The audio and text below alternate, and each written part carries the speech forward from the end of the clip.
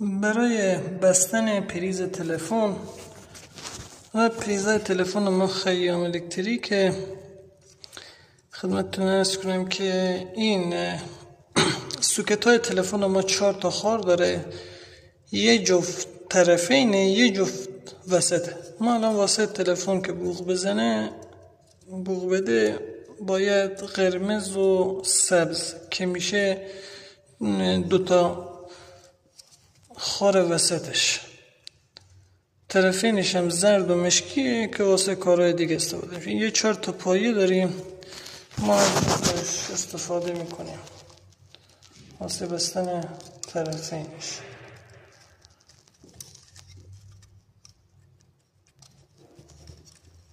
سعی میکنیم با فاصله اینا رو ببندیم که به هم دیگه اتصال نکنه.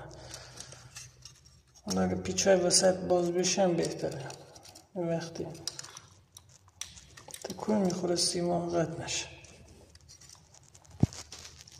به این صورت سیمشو میذاریم.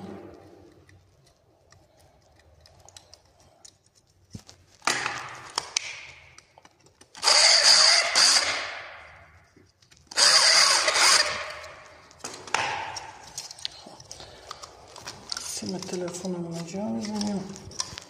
این سیم 4 زوجه،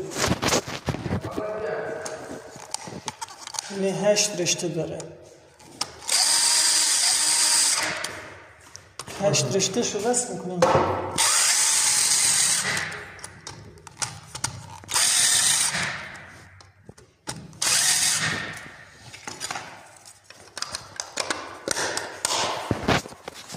این صورت تمام میشه.